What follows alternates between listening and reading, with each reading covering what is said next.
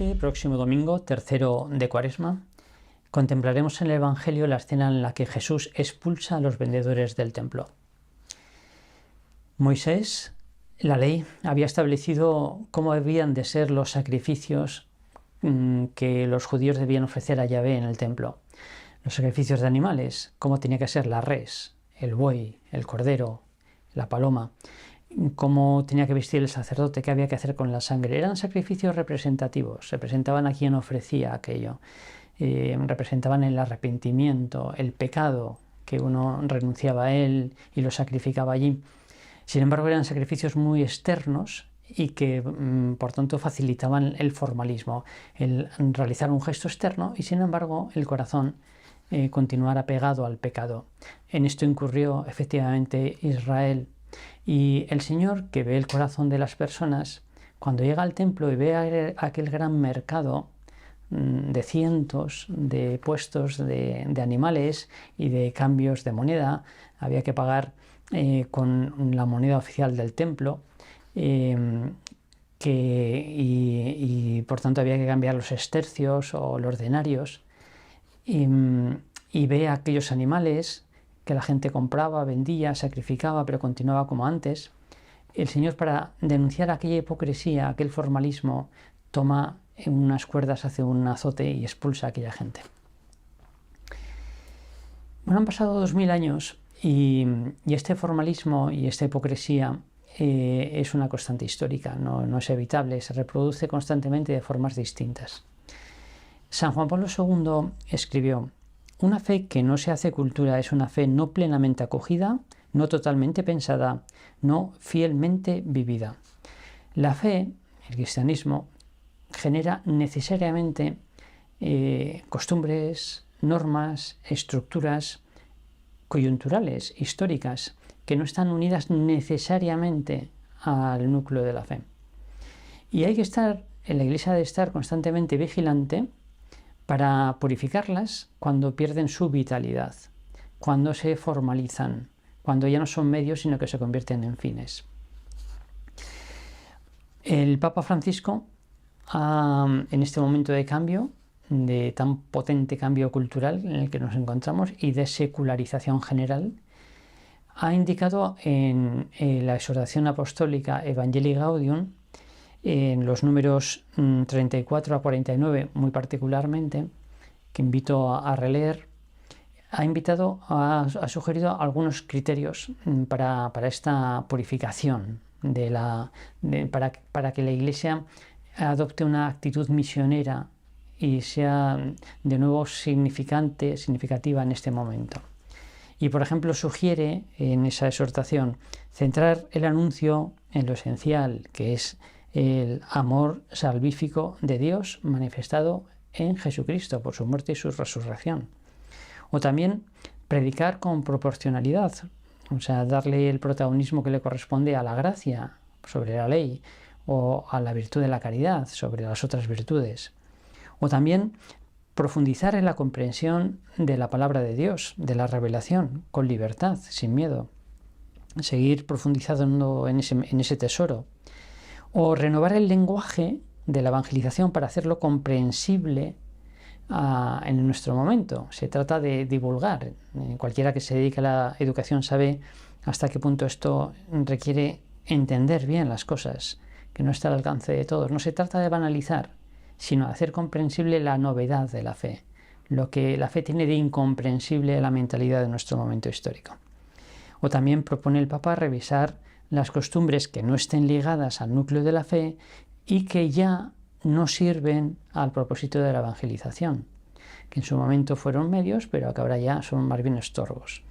O revisar en el mismo sentido las normas, no solamente las costumbres, las normas no ligadas al núcleo de la fe y que en su momento tuvieron una fuerza educativa y ahora la han perdido. Son solamente algunas sugerencias y concluye el Papa con estas palabras, esos numeritos de la Evangelii Gaudium. Prefiero una iglesia accidentada, herida y manchada por salir a la calle antes que una iglesia enferma por el encierro y la comodidad de aferrarse a las propias seguridades. No quiero una iglesia preocupada por ser el centro y que termine clausurada en una maraña de obsesiones y procedimientos. Más que el temor a equivocarnos, espero que nos mueva el temor a encerrarnos en las estructuras que nos dan una falsa contención, en las normas que nos vuelven jueces implacables, en las costumbres donde nos sentimos tranquilos, mientras afuera hay una multitud hambrienta y Jesús nos repite sin cansarse: dadles vosotros de comer. Estos criterios que sugiere el Papa en la Evangelii Gaudium, para algunos son demasiado amplios y para otros son demasiado estrechos. Asistimos a una progresiva polarización dentro de la Iglesia, entre los que pretenden reformarlo todo y los que pretenden que no se reforme nada. Y seguramente en ambos casos se consigue lo mismo. El efecto es que la fe sea irrelevante. En un caso por aislamiento respecto al mundo y en el otro por asimilación al mundo. Y quizá el problema no está tanto en discutir, administrar esa estructura cultural que la fe ha ido gestando a lo largo de la historia, centrarse en la discusión sobre los medios, sino en redescubrir la vida de fe, volver al núcleo. Es un cierto nuevo inicio. Y quizá aquí se encuentre el problema y también la solución.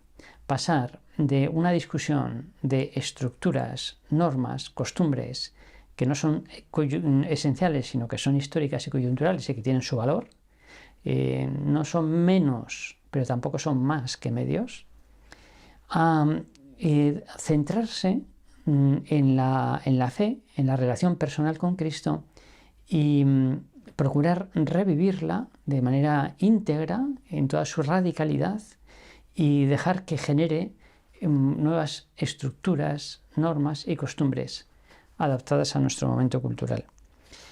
Por ejemplo, quizás se trate por tanto de un asunto más de autenticidad, más de santidad que de otra cosa. Por ejemplo, todo el debate sobre la forma litúrgica es un debate intelectual, es un asunto pues académico, o es un asunto más bien de fe. Hay fe en la manera de vivir la liturgia de unos y otros, de los rigoristas y en cambio los descuidados. Se entiende el sentido de cada gesto y de cada norma litúrgica, como para aferrarse o para desvitalizarla y despreciar esa norma tan ligeramente. O también todo lo que es la disciplina, la enseñanza moral. Realmente unos y otros viven las virtudes correspondientes, entendiendo por virtud como una connaturalidad con el bien. Unos porque simplemente no practican el bien y llevan una vida pues, no correcta, no moral, y otros porque quizás son muy rígidos y no tienen esa connaturalidad con el bien, no la tienen asimilada y disfrutan del bien, le sale espontáneo y es una manifestación de amor, sin más, no el cumplimiento de unos preceptos o de unas normas. O la relación con el mundo, para unos es asimilarse y para otros, en cambio, es aislarse. No puede haber detrás también una falta de comprensión, de entender y de amar este mundo apasionadamente, como decía San José María. Es decir, no puede haber detrás de todo esto una falta de autenticidad, de santidad, de formación. Por eso algunas propuestas para realizar esta tarea de purificación, que siempre Iglesia siempre reformanda, la Iglesia necesita una reforma constante. Algunos criterios para esa reforma segura, básicos, son los siguientes. En primer lugar, centrarse en Jesucristo. El cristianismo es un encuentro personal con Cristo. Ya lo dijo de manera magistral Benedicto XVI. No se comienza a ser cristiano por una decisión ética o una gran idea, o sea, por una moral o una doctrina, sino por el encuentro con un acontecimiento, con una persona que da un nuevo horizonte a la vida y con ello una orientación decisiva. Aquí está la diferencia entre cristianismo y cristiandad. Cristiandad ha sido una civilización que nació del cristianismo, y esa civilización coyuntural, histórica, ha muerto. Cristianismo, en cambio, es un encuentro personal con Cristo, una relación personal, y eso se mantendrá siempre vivo mientras Cristo viva. Y esto es lo primero, recuperar la noción de cristianismo como encuentro personal con Cristo. En segundo lugar, un esfuerzo por entender, por estudiar y entender qué está pasando, qué es la posmodernidad o qué es el relativismo, la cultura, el momento actual. Y se puede saber hasta qué punto entendemos por el efecto que nos produce la contemplación del mundo. En este momento está dando formación para adultos en una parroquia y les decía, habrá un examen y consistirá en subir al campanario, asomarse y contemplar desde ahí la ciudad de Burgos. El que llore, ese está aprobado. El Dominus Flevit, sentir misericordia, entender el sufrimiento de este mundo apartado, alejado de Dios, y no verlo como un problema, como un enemigo, como algo a combatir, sino más bien como algo a misericordiar y ayudar. Y en tercer lugar, cuando se tiene experiencia de Cristo, cuando se entiende el mundo en que uno vive, surgen sinapsis. El Espíritu Santo suscita puentes entre ambos, puentes y medios, esa comprensión y también los medios, es decir, centros de espiritualidad y de acompañamiento y palabras forjadas en la experiencia, que se entienden porque son verdad. Y se puede transmitir la fe, que resulta muy significativa, nunca irrelevante. Es verdad que en este momento los cristianos somos minorías y cada vez lo seremos aún más. Ya Benedicto XVI hace mucho tiempo hablaba de las minorías, pero creativas. Somos pocos, pero no hemos de ser irrelevantes, no tiene nada que ver una cosa con otra. También el Papa Francisco habla de ser un hospital de campaña, de estar dispuestos para acoger con los brazos abiertos al mundo que nos rodea, que está herido. Hemos de procurar dejar de ser meramente reactivos a lo que no va bien y a los nuevos pasos hacia la secularización y empezar a ser más bien propositivos. De hecho, vivimos en una fase histórica en Occidente que es más bien post-secularizada. Ya estamos en la fase de la post-secularización. Es decir, que ya hemos tocado a fondo en muchos aspectos, lo cual no significa que haya una vuelta hacia la fe y hacia la Iglesia, ni mucho menos. Pero sí hay un desconcierto general, hay una tristeza, hay una falta de sentido, y lo que se necesita ahora mismo es que desde la Iglesia haya una palabra comprensible. Por eso el esfuerzo de la nueva evangelización consiste más que en debatirse sobre normas, costumbres y estructuras del pasado y mantenerlas de una forma u otra, más que centrarse en el presente y compararlo con el pasado, es centrarse en la fe y proyectarlo hacia el futuro. Somos hombres del futuro. Y en la medida en que se entiende la fe, se tiene experiencia de Cristo y se entiende el mundo, entonces se es propositivo, se es relevante, aunque se sea minoritario, se es hospital de campaña. Bueno, voy a citar simplemente a uña de caballo, como si fuese un pedrisco, algunas de las propuestas de la fe que resultan totalmente relevantes hoy en nuestra sociedad post-secular. La Iglesia hoy puede y debe ser una escuela de sentido, de sabiduría y una escuela de vida. Y lo voy a, por ejemplificar, voy a citar de forma telegráfica en 10 palabras, como la propuesta cristiana relevante en el día de hoy. Una escuela de sabiduría significa que la Iglesia tiene un relato. Ya los autores posmodernos han puesto de relieve que no existen los metarrelatos, las explicaciones de todas las cosas con un respaldo científico, no existe. El cientificismo materialista, que es el metarrelato de los últimos siglos, casi homogéneo, el que lo ha moldeado todo, es un cuentecito, es un relato, no es científico. Y el cristianismo tampoco es una ciencia, es un relato. Pero vamos a comparar, vamos a establecer a acudir al libre mercado de los relatos y vamos a exponer el nuestro. Se abre paso el solo por su belleza, porque contiene un amor infinito, en lugar de una sopa primogénea, que es el relato materialista. Responde perfectamente a los deseos profundos del corazón humano. Tiene un relato. En segundo lugar, diálogo. La fe apuesta, cree en el diálogo, tiene confianza en la razón y por tanto en la escucha, en la amistad, en el diálogo y la amistad social, en el diálogo como instrumento para la paz entre los pueblos, entre las religiones, con el Islam, etc. En tercer lugar, tiene misterio, aporta el misterio, cercanía al misterio, la adoración, la liturgia, la lección divina, el contacto con Cristo.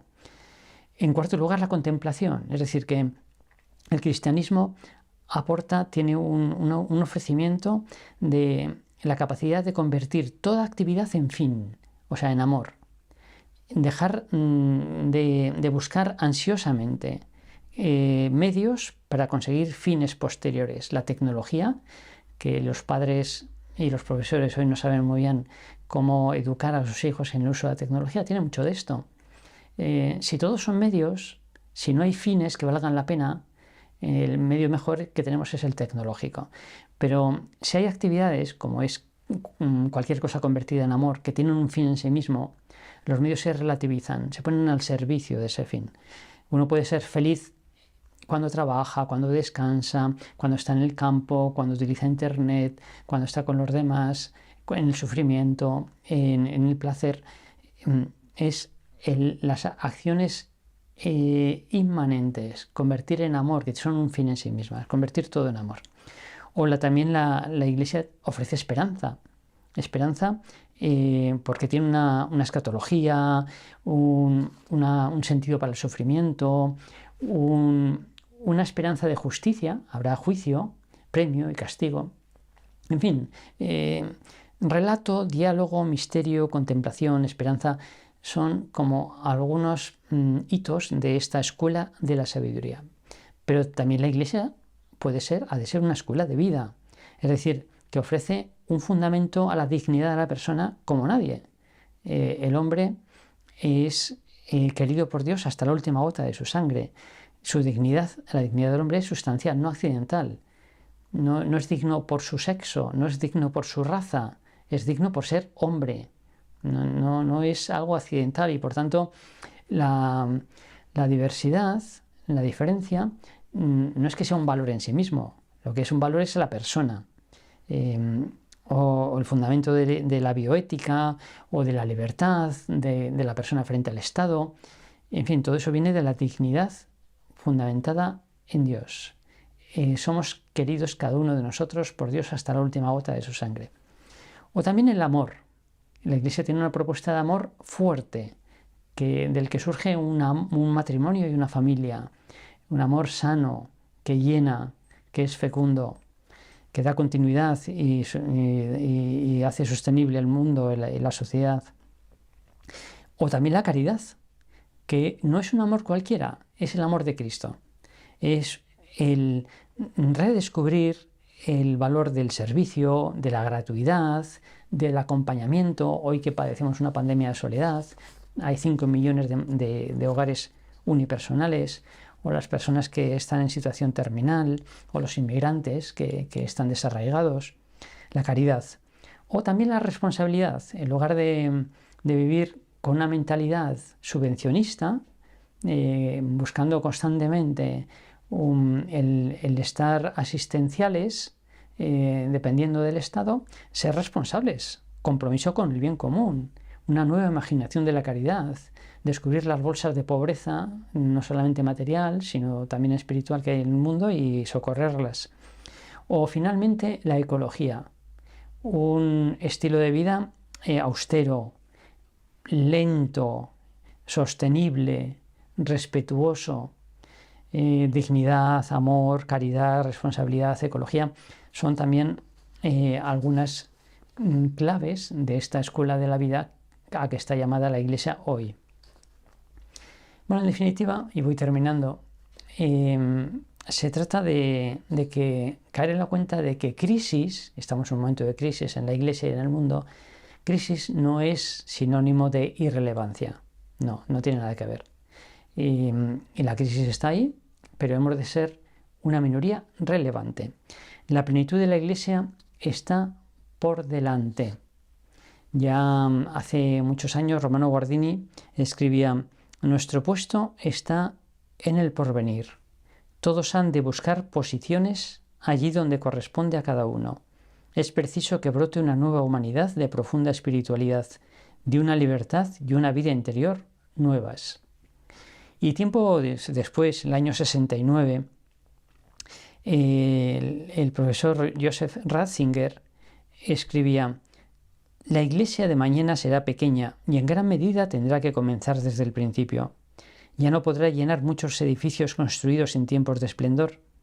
Junto con el número de fieles perderá muchos de sus privilegios en la sociedad. Se presentará sobre todo como una comunidad a la cual se ingresa solo por una decisión voluntaria. Como comunidad pequeña exigirá mucho más la iniciativa de sus miembros. Seguramente adoptará nuevas formas en su ministerio y ordenará sacerdotes a cristianos probados profesionalmente. Será una iglesia de una espiritualidad más profunda, pero de esta iglesia más espiritual y sencilla brotará una gran fuerza, porque los hombres de un mundo completamente planificado padecerán de una soledad indecible. Cuando Dios desaparezca de sus vidas experimentarán su total y terrible pobreza. Así pues, descubrirán la pequeña comunidad de los creyentes como algo completamente nuevo, como una esperanza, como una respuesta que en lo oculto siempre estaban buscando.